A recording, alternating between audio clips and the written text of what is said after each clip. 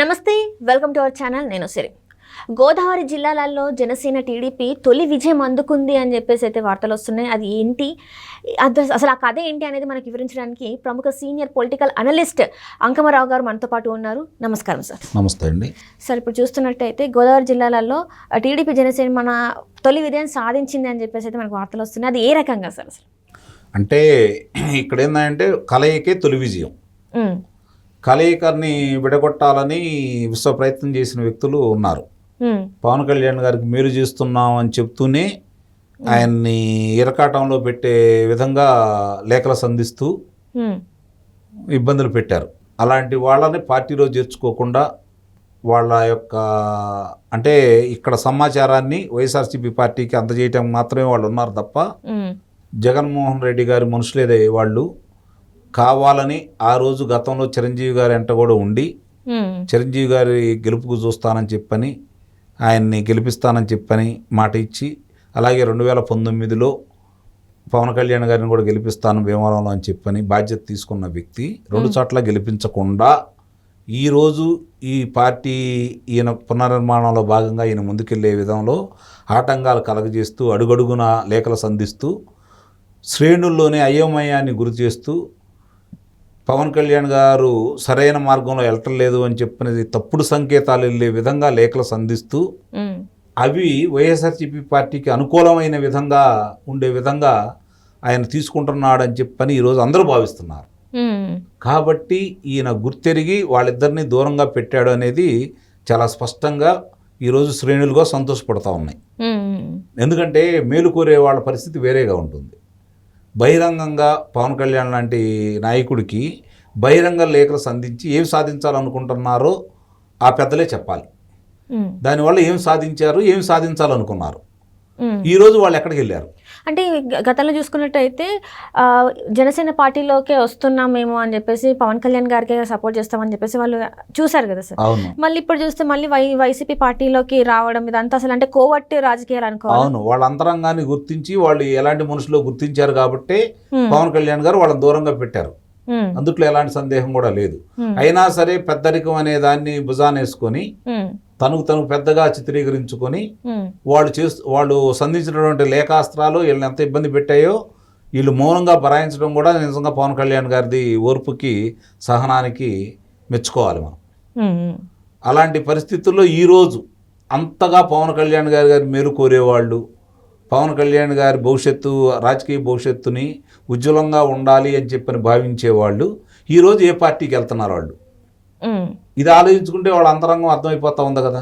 అంటే రాజకీయ భవిష్యత్తు అనుకోవాలా లేకపోతే స్వలాభం అనుకోవాలా, ఎలా చూడాలి సార్? పవన్ కళ్యాణ్ గారి యొక్క పతనమే కాంక్షించారే తప్ప పవన్ కళ్యాణ్ గారు బాగుండాలని కానీ జనసేన పార్టీ వేళ్ళు ఉండుకొని బలంగా ఎదగాలని కానీ వాళ్ళు కోరుకోలేదని దీన్ని బట్టి స్పష్టంగా అర్థమైపోతా ఉంది. అంటే ఇప్పుడు కాపు ఉద్యమకారులు ఇద్దరు చూస్తున్నట్టయితే ఇప్పుడు ముద్రగడ పద్మనాభం గారు కావచ్చు, హరిరామయ్య జోగి, సో వీళ్ళిద్దరు కూడా ఏంటంటే అనేక సార్లు లేఖలు రాశారు. కాపు రిజర్వేషన్ కోసం కొట్లాడిన మనుషులు వీళ్ళు. సో ఇప్పుడు సడన్గా చూస్తే మరి వైసీపీ పంచన చేయడం దీన్ని ఎలా చూసుకోవాలి? 5% ఇచ్చిన చంద్రబాబు నాయుడు గారి మీద వ్యతిరేకంగా పోరాడిన వీళ్ళు ఆ 5% కూడా నేను ఇవ్వలేను అని చెప్పిన జగన్మోహన్ రెడ్డి గారి మీద ఇప్పటి వరకు ఎందుకు పోరాటం చేయటం లేదు? ప్రత్యక్ష పోరాటాలు ఎప్పుడు చేశారు? కాపు కార్పొరేషన్ ఎత్తేసినప్పుడు ఎందుకు మాట్లాడలేదు? కాపు కార్పొరేషన్తో సంబంధం లేకుండా కాపు కార్పొరేషన్ ఏర్పాటు చేసి నిధుల ద్వారా ఎంతో మందికి ఉపాధికి అవకాశం కలగజేసిన తెలుగుదేశం పార్టీ వాళ్ళు చేస్తే దాన్ని ఈరోజు అమలు చేయనటువంటి ఈ జగన్మోహన్ రెడ్డి గారి గురించి ఎందుకు ప్రశ్నించట్లేదు? నువ్వు చేసింది తప్పు, మాకెందుకు అన్యాయం చేస్తున్నావు అని ఉద్యమాలు ఎందుకు చేయటం లేదు? నిరాహార దీక్షలు ఎందుకు చేయటం లేదు? తునిలో ఆ రోజు చేశారు కదా. విస్పష్టాన్ని విధ్వంసకరమైన కార్యక్రమాలు కూడా చేశారు కదా. మీరు ఈరోజు విధ్వంస కార్యక్రమాలు చేయాల్సిన పని లేదు. మీరు పోరాటం ఎందుకు చేయట్లేదు? ఏ విధంగా జగన్మోహన్ రెడ్డి గారిని చూసి భయపడ్డారా, లేకపోతే తెలుగుదేశం పార్టీకి మేలు జరుగుతుందని చెప్పని జగన్మోహన్ రెడ్డి గారు మీ మనిషి కాబట్టి వారు చెప్పినట్టే గతంలో మీరు ఉద్యమాలు చేశారని ఈరోజు ప్రజలు భావిస్తూ ఉన్నారు. అది నిజం అనుకోవాలా, ఇది నిజం అనుకోవాలా? ఎందుకు ఆయన మీద మీరు పోరాటం చేయటం లేదు? అది కదా ఈరోజు ప్రజలందరూ కూడా ఆలోచించుకుంటుంది. ఇప్పుడు నిజంగా అంత గొప్ప ఉద్యమ నాయకులు అయితే మీ వెంట ప్రజలు ఉండాలి కదా, మీ సామాజిక వర్గం అంతా ఉండాలి కదా. ఈరోజు వాళ్ళు ఎందుకు మీ వెంట లేరు అంటే మీరు చెప్పేదానికి మీరు చేసేదానికి సంబంధం లేదని, మీ వల్ల వాళ్ళకి న్యాయం జరగదని చెప్పని వాళ్ళు భావించారని చెప్పి భావించాల్సి వస్తుంది ఈరోజు. కాబట్టే ఈరోజు మీరు ప్రముఖంగా వెలిగిపోవాల్సిన మీరు, పేరు ప్రఖ్యాతులతోటి బాగా ఉండవలసిన మీరు, ఈరోజు మీ ద్వారా 10 మందికి వీళ్ళని పలానా చాటు నిలబెట్టండి అని చెప్పి నిలబెట్టి గెలిపించుకోగల శక్తి సామర్థ్యాలు ఉన్నాయని చెప్పి భావిస్తున్న మీరు ఈరోజు వేరే వాళ్ళు పంచం చేయాల్సిన అవసరం ఎందుకు వచ్చింది? అది కదా ఈరోజు చెప్పండి, ఏం అవసరం జరుగుతుంది అక్కడ? దానివల్ల మీరు ఈ వయసులో ఏం సాధిస్తారు? కాపు కార్పొరేషన్ ఏమైనా ఏర్పాటు చేపిస్తారా? లేకపోతే కాపులకి ఏదైనా రిజర్వేషన్లు తీసుకురాగలుగుతారా? లేదా తెలుగుదేశం పార్టీ వాళ్ళు చేసిన దానికంటే ఎక్కువ ప్రయోజనాలు ఏమైనా చేకూర్చగలుగుతారా? ఏం చేయగలుగుతారు మీరు? ఆ రోజు తెలుగుదేశం పార్టీలో ఉండగా మీరిద్దరు మంత్రులుగా ఉన్నారు. ముద్రగడ పద్మనాభం గారు లోక్సభ సభ్యుడు అయ్యారు, హర్రామ జోగయ్య గారు మంత్రిగా కూడా పనిచేశారు. ఈరోజు మీ పరిస్థితి ఏంటి? ఈరోజు ఎందుకు ఇలా ఉన్నారు? మిగిలిన వాళ్ళ పరిస్థితి ఏంటి? ఎంతమంది ఈరోజు కాపు నాయకులు ఈరోజు ఎంతమంది మంత్రులుగా వాళ్ళు వివిధ సందర్భాలుగా వాళ్ళ యొక్క శక్తి సామర్థ్యాలు నిరూపించుకున్నారు? మీరు చూసుకోండి, మొట్టమొదటి వరుసనే చూసుకుంటా ఉంటే. మరి ఈరోజు ఏరి మీ కాపు నాయకులు ఎవరు? ఆ పార్టీలో ఉన్న పెద్దలు ఎవరు? కాపుల కోసం పనిచేస్తుంది ఎవరు? కాపులు శ్రేయస్సును కాంక్షిస్తుంది ఎవరు? గతంలో తెలుగుదేశం పార్టీలో కాపులకు ఉన్న గౌరవం ఏంటి? ఈరోజు మీ పార్టీలో ఉన్న గౌరవం ఏంటి? కాపు నాయకులు తిట్టించడానికి ఉపయోగిస్తున్నారే తప్ప కాపులకు ప్రయోజనాలు ఏం చేకూర్చారు? ఆ ప్రాంతాల అభివృద్ధి గురించి ఏం పాటుపడ్డారు? చెప్పండి. మరి ఇప్పుడు 2 జిల్లాల్లో కలిపి 6 నియోజకవర్గాలే కదా తెలుగుదేశం పార్టీ గెలిచింది. 34 నియోజకవర్గాల్లో 28 నియోజకవర్గాలు గెలిచిన ప్రాంతం కదా మీది. ఎంతమంది దీని మీద పోరాటం చేస్తున్నారు కాపు నాయకులు? ఎంతమంది మాట్లాడుతున్నారు కాపు శాసనసభ్యులు? ఎంతమంది మాట్లాడుతున్నారు కాపు మంత్రులు? ఏం జరుగుతుంది? ఈరోజు కూడా జగన్మోహన్ రెడ్డి గారిని అంటేనో, జగన్మోహన్ రెడ్డి గారి పార్టీని అంటేనో పొడుచుకొని వచ్చే వీళ్ళకి కాపుల సమస్యలు గుర్తు రావట్లేదా? కాపుల మీద జరిగే దాడులు గుర్తు రావట్లేదా? అంటే వైఎస్ఆర్సీపీ పార్టీలో ఉండవాళ్లే కాపులా? మిగిలిన వాళ్ళు కాపులు కాదా? వాళ్ళ గురించి ఆలోచించరా? వాళ్ళ గురించి మీరు పోరాటం చేయరా? ఇవన్నీ అర్థం చేసుకున్నాడు కాబట్టి పవన్ కళ్యాణ్ గారు వాళ్ళని దూరంగా పెట్టారని అయితే నేను భావిస్తున్నాను. అంటే ఇప్పుడు ఇదే సందర్భంలో ఏంటంటే జనసేనాని అధ్యక్షుడు పవన్ కళ్యాణ్ గారు ఢిల్లీ కూడా వెళ్తున్నారు అని చెప్పేసి మనకి సమాచారం ఉంది. అంటే ఇవాళ ఈవినింగ్ వరకైనా వెళ్తారని చెప్పేసి మనకి సమాచారం ఉంది. సో ఇందులో ఏంటంటే పొత్తుకు సంబంధించి కానీ లేకపోతే సీట్లకు సంబంధించి కానీ ఒక క్లారిటీ వచ్చే అవకాశం ఉందంటారా? అంటే ఇక్కడ భారతీయ జనతా పార్టీ పొత్తులో భాగంగా తెలుగుదేశం పార్టీ కంటే ముందు పవన్ కళ్యాణ్ గారు భారతీయ జనతా పార్టీ తోటి కలిసి ఉన్నారు. మేము ఎన్డీఏలో కలిసి ఉన్నానని చెప్పారు. అట్లాగే తెలంగాణ ఎన్నికల్లో కూడా ఆయన పోటీ చేయడం కూడా జరిగింది వాళ్ళతో పాటు కలిసి. సరే, ఫలితాలు అనుకూలంగా రాకపోవడం అనేది రాజకీయంగా సహజం. పోటీ చేసిన వాళ్ళందరూ గెలవరు కాబట్టి దాని గురించి మేము పెద్దగా ఆలోచించాల్సిన అవసరం లేదు.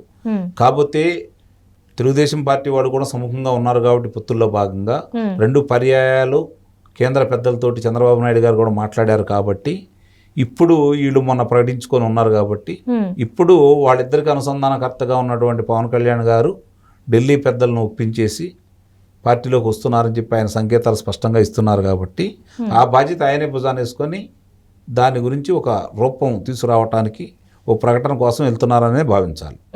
అంటే దీనికన్నా ముందు మన బాబు గారితో మంతనాలు జరపడం, అంటే వాళ్ళ నివాసంలోనే 1 గంట పైననే మంతనాలు జరపడం జరిగిందని చెప్పేసి మనకి వార్తలు వస్తున్నాయి.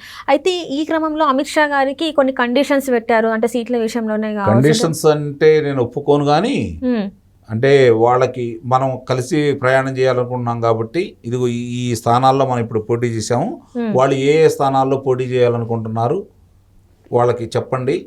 పొత్తుల్లో భాగంగా ఒకవేళ నేనైతే ఇన్ని ఇవ్వగలుగుతాను, దాన్ని మీరు ఒప్పించండి అని చెప్పి ఉండొచ్చు.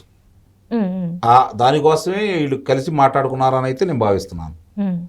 నిన్న రాత్రి జరిగిన మంతనాల సారాంశం అదేనైతే నేను భావిస్తున్నాను. ఎందుకంటే పొత్తుల్లో భాగంగా గెలిచే స్థానాలు మాత్రమే ఇవ్వాలి కాబట్టి దానికి ఇన్ని లోక్సభ స్థానాలు, ఇన్ని శాసనసభ స్థానాలు అని చెప్పని ఈయన పవన్ కళ్యాణ్ గారు ముందు నుంచి ఉంటారని అయితే నేను భావిస్తున్నాను. అదే సమాచారాన్ని పవన్ కళ్యాణ్ గారు వాళ్ళకి చేరవేసి వాళ్ళ ఏం మాట్లాడుకున్నారో మళ్ళీ ఈయనతోటి మాట్లాడుకొని మళ్ళీ ముగ్గురు కలిసి కూర్చొని ప్రకటిస్తారని అయితే నేను భావిస్తున్నాను. అంటే ఇప్పుడు పొత్తుల విషయంలో అయితే క్లారిటీ వచ్చే అవకాశం ఉందా సార్? నిస్సందేహంగా కలిసే ప్రయాణం చేస్తున్నారని 3 పార్టీల వాళ్ళు కూడా భావిస్తున్నారు. దాంట్లో అత్యధికులు కూడా అంటే ఇప్పుడు జనసేన కావచ్చు, భారతీయ జనతా పార్టీలో వాళ్ళు కావచ్చు 100% మంది తెలుగుదేశం పార్టీతో కలిసి ప్రయాణం చేయాలని శ్రేణులు కోరుకుంటున్నాయి. తెలుగుదేశం అధినేత ముఖ్యమంత్రిగా కాకూడదని దుర్బుద్ధి దురాశ ఉన్నటువంటి కొంతమంది తెలుగుదేశం పార్టీకి వ్యతిరేకంగా మొట్టమొదటి భావజాలంతో ఉన్నటువంటి జనసేనలో ఉన్నటువంటి కొంతమంది, భారతీయ జనతా పార్టీలో ఇప్పుడు కూడా జగన్మోహన్ రెడ్డి గారికి మేలు చేయాలని నిరంతరం కలవరిస్తున్నటువంటి వ్యక్తులు తప్ప మిగిలిన వాళ్ళందరూ కూడా తెలుగుదేశం పార్టీతోటి కలిసి ప్రయాణం చేయాలని కోరుకుంటున్నాయి. రెండు పార్టీల వాళ్ళు కూడా అత్యధికులు 95% మంది. కాబట్టి ఈ పొత్తు ఉంటుందని అయితే నేను భావిస్తున్నాను. అంటే ఎప్పటి వరకు కన్ఫర్మ్ చేసే అవకాశాలు ఉన్నాయి సార్ మరి పొత్తు గురించి? ఎందుకంటే ప్రజలందరూ ఇప్పటి వరకు ఏంటంటే ఒక డైలమాలో ఉన్నారు. అసలు పొత్తు అంటున్నారు, ఇంతవరకు ఒక క్లారిటీ అయితే ఇవ్వలేదని చెప్పేసి. మరి ఇది ఎప్పటి వరకు వాళ్ళు క్లారిటీ ఇచ్చే అవకాశం ఉంది సార్? చూడాలి మరి. అంటే ఇప్పుడు ఈ 10-15 తారీఖుల్లోపే సంపూర్ణంగానే అందరికి అర్థమైపోతుంది. ఎన్నికల నోటిఫికేషన్ ముందే ఒక రూపానికి వస్తుందని అయితే నేను భావిస్తున్నాను. Right sir.